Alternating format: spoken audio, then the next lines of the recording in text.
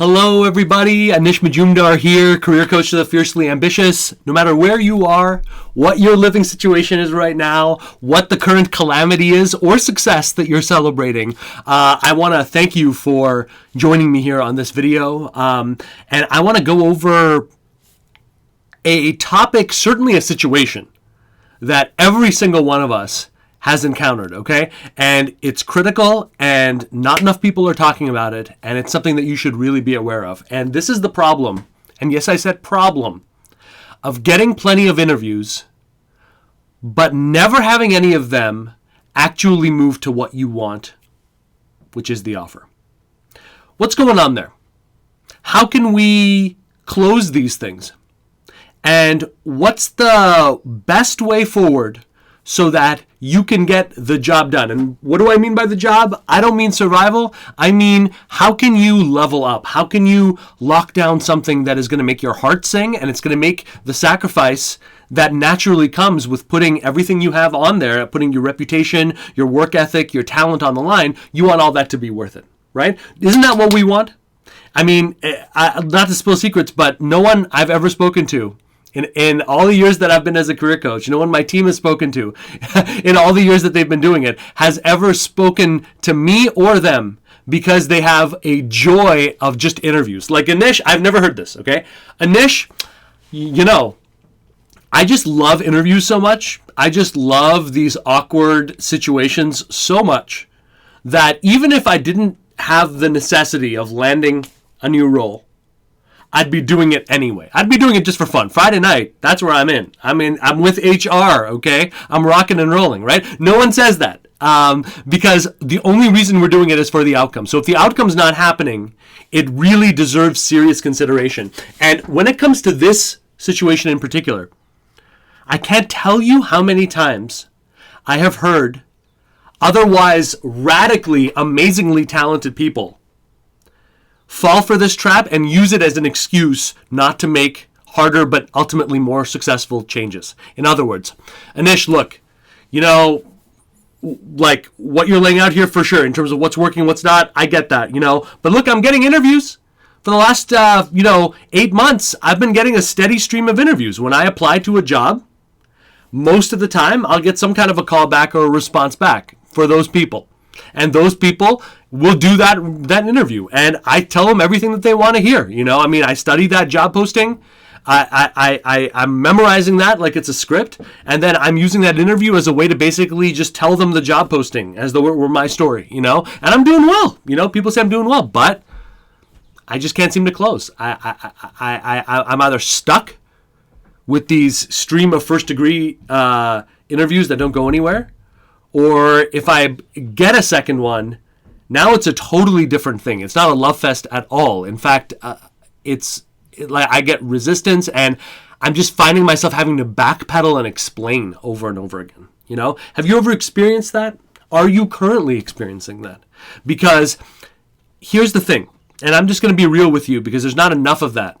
And God knows our careers, the single greatest engine you will ever have for improving your life and that of your loved ones, that if that doesn't deserve real talk, I don't know what does, okay? So I'm going to be real with you. If you are getting interviews and let's say 1 out of every 3, 2 out of every 3, heck, 1 out of every 4, every 5 are going to an offer, maybe it's not a concern. Maybe if your methodology, whether it's however you're doing it, is generating the interviews, it's moving things forward, you feel happy with how you're being seen, and a percentage of these, a relatively stable, consistent percentage, are moving into an offer, maybe there isn't a problem. But I want to talk about the vast numbers of people who can't make that claim, but are clinging to the interviews, the first rounders they're getting, as though it were proof that the way in which they're doing this is fundamentally sound. Number one, if they are not coming back to you with offers consistently in any way, shape, or form, it's a problem. You got enough to get in the door. You got enough to spark interest, but not enough for serious consideration. That's an issue in terms of how you're being perceived. Now, this is not a judgment on what you're really bringing to the table. I'm looking at it from the point of view of studying what a brand would be, what a perception would be, so that we can make a call in terms of how are you being perceived and does that line up and what can we change. So within that context, all I'm saying is you had enough to get some form of interest, but not enough to move forward. Here's another one. If you have a great first interview and then they ghost on you and they have more than once, you should immediately be looking at that, because that's a sign that there's no leverage. And if you're anywhere past the manager level, if you're in director level, VP level, if you're getting any kind of ghosting going on at all, okay, sure, there's unscrupulous recruiters out there, there's people. We'll all get maybe some share of that. But after that first round, if they feel comfortable just dangling you along, like, yeah, we'll get back to you whenever, there's no rush. Coronavirus, huh? Coronavirus, we got to stop being human beings and doing business, Coronavirus, right? I mean, whatever that is, if they feel comfortable just dropping you, that's a problem. If you are constantly in these interviews, if not the first one, then certainly the second one, dealing with any issues that you suspect are related to ageism, work gaps or red flags, overqualified as a perception, or you're just being blatantly compared and contrasted to people that, frankly, you're like, they're not the same. Like, if I'm a chief marketing officer with 30 years of experience working with companies like Apple and Google and Sony, I am not the same as someone who ran his own tiny little shop, called himself a CMO, and has bupkis, right? So why am I being compared to someone who's 20 years younger than me and would have 2/3 less experience? What has gone awry to make that happen, right? These are all things that are root causes of why someone can get some good bubble of immediate, but nothing progress. And you know what? I'll be real. A lot of unscrupulous people in the career coaching game say, hey, look, you're getting interviews. What's the problem? We just need to refine. But I've seen it too many times to not take it seriously and not subject it to the acid test. No matter how well you felt you did on these interviews, if they're not moving to an offer, it failed. That didn't work. So let's look at it like a doctor, and let's figure out what are we going to do. Here are 3 things, okay, that will help you solve this problem. Number 1, I want you to commit to the shortest possible outcome. In other words, the shortest possible path, I should say, to your outcome. Here's what I mean. People get lost down the weeds of, my resume's not perfect, my LinkedIn's not perfect, I don't know how much general networking I should do, how much specific network, should I be doing it over LinkedIn, should I be doing it over something else? I want you to make a commitment to one thing and one thing only. High ticket offers that are in line with your dream. That's it. And I want you to be completely agnostic about how, except for what is shorter gets preference. Whatever is the shortest path. If I was going to give you 50 grand in 2 days, if you drummed up an opportunity, what would you do? Who would you contact? How boldly would you do it? If you knew that the money was right there in hand, I had it for you, how many problems would that solve? How abundant could you be with that 50K, especially now when everyone is losing it? How creative would you get? Would you worry that you were burning a bridge? Would you worry that, I didn't email so-and-so, I don't have the perfect approach, I got to spend 3 hours on an email? No, you would just bang, bang, bang, bang, bang, bang, bang, bang, bang, bang, bang, bang, bang, right? It's about the intention. It's about the energy. It's not about how perfect you are. Believe me, lack of perfection was not the reason that these things did not go to offer, okay? So I want you to commit to the shortest path. Here's another example. Which one of these is the shortest path? Sending out the resume because I'm a little scared to talk to people that I don't know that well, to a job posting, having to deal with a gatekeeper if I'm lucky, 80% of the time I'll just get an automated rejection. Then maybe I'm talking to the hiring manager, so a lot of ifs. Then maybe they give me permission to come on board. And if there's any hangups in any of the things that we've discussed, or in any of these people, or your ability to knock the socks off of any of these people, then it's not going to happen. Is that the shortest path, or is it this? I'm going to figure out what it is that I do, the impact that I have, through the lens of the people I'm looking to affect. In other words, if I'm in marketing, I'm thinking about the people who are feeling the negative implications of having zilch for a marketing impact. In other words, I'm not interested in talking with marketers per se, but everyone who's feeling that. Here's a hint. that bleeds out to everything. So anyone who is responsible for that bleeding edge, these are possible targets of mine. So what if, instead of resume, gatekeeper, hiring manager, a company approval offer, maybe, what if it was senior decision maker, an outcomes-driven conversation, and a close? 3 things. What if that was it? See, we get scared about actually going front-facing with that. Yeah, I've got the Anish Majumdar process. Yeah, I've got your first name and last name process. It's the only one of its kind. We feel scared about doing that, but what we don't see is the advantage. You do that, you move in that step, you commit to the shortest possible outcome.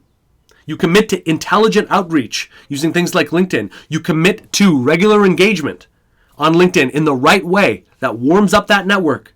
You're skipping 3 to 4 steps right out of the bat because people are seeing you the right way and you're talking to people with real skin in the game.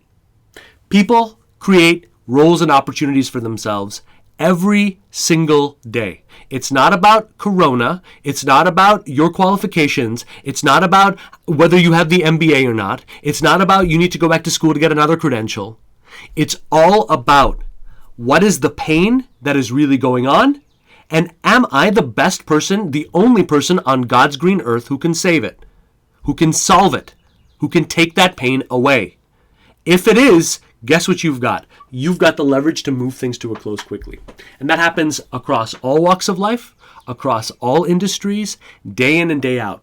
You are not a special butterfly in that moving in a more productive path is not going to solve it. The only question is, are you going to hold on to these interviews as the last little life raft? Or are you just going to hop on board the yacht and get on with your life, right? Step 2, speak to what I need, not who you are. In other words, when it comes to your brand, it's not about, I've got 20 years of experience, I've got 15 years of experience, you need digital, I'm a digital expert. You need software as a service experience, I'm an SaaS expert. Instead of touting about what you can do and who you are, think about these people that we're talking about. Think about the people that you're targeting. Actually create an avatar. Imagine this person. Is it a man or a woman? How old are they? How do they feel going into work every day and not having this solved? Where do they want to go? What do they most want? And it's simple, guys. Your goals get complicated. Our goals get complicated because we're filtering it through our mind. But that's not what influence is. If all you do is you think and you feel as though you were the people that you are most looking to cultivate a relationship with, who can plug you in and give you that short path to an offer.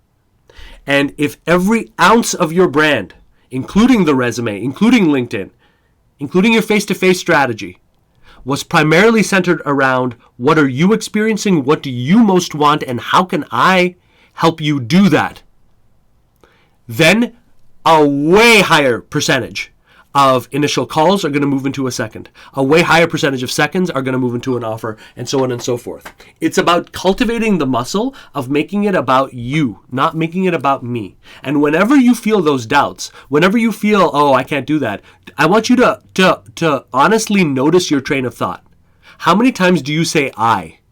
That's your signal that you've lost it, and now it's all about me and what I can do. Make it about them. Be specific about them. Be able to understand at the drop of a hat 50, 100 reasons why this needs to happen now, why this solve needs to happen right now. All right? And that'll really, really help. Speak to what your audience wants and is experiencing more than anything. And keep what you talk about yourself to the absolute minimum necessary. Number 3, act as if you are already a one-of-one expert. Okay, so here are the 3. Commit to the outcome, speak to what your audience needs, not who you are. And number 3, act as if you are a one-of-one expert. What does that mean? That means you're not asking for permission. You're looking to continue a story that's going to continue one way or the other. You're looking to enhance an impact that's going to happen one way or the other. What does that version of yourself, what do they feel about what you've done and who you are? What does that version of yourself think about when your call calendar is completely booked, right? How much time are you going to spend overthinking those responses? How much time are you going to spend just working it out in the moment, just taking action, right? How readily do you have successes at hand? Not just the piddling ones that we put in a resume. I mean everything that you're proud of. I mean everything that you as a mom, you as a dad, are proud of. Everything that you've done in every job, yes, but the small wins as well. Every human piece that you're proud of. Every adventure that you took. Every risk that you took that paid off or didn't pay off.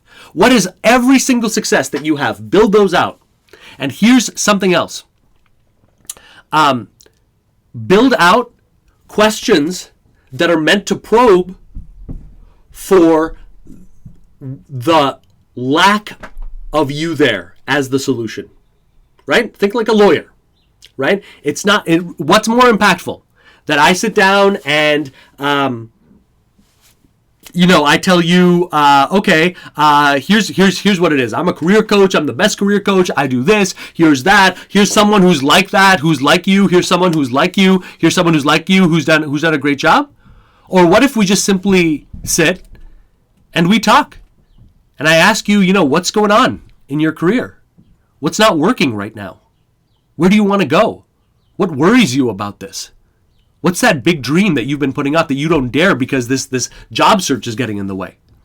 What's the impact on your life? Do you see what I mean? I'm asking questions that are meant to reveal what's really going on, right? And that's really, really key. That's going to give you the ammunition that has been missing in these interviews and in these calls and in a lot of things. Come in with questions. Come in with questions that are meant to probe for the pain that they're in. Where does it hurt, folks? Where does it hurt? Right? That'll give you something much more powerful than a resume to use as your defense. You've got to take this proactive. And when in doubt, when someone's asking you something that is frankly stupid, use your common sense. You're the expert. You don't need my permission to be that. You're the expert at what you do as only you can do it. Go own it. Go get in touch with that every day. And go make sure that how you're executing this search serves that, but doesn't take away from it. Okay? So, just some advice. If you're dealing with this conundrum here of getting interviews, but never quite getting it to an offer. And if you want to take this all the way, if you already know that it's not about being a better job seeker, but never being a job seeker again, period, and you want to know a way that you can safely, effectively do that, I want you to go over to helloanish.com right now.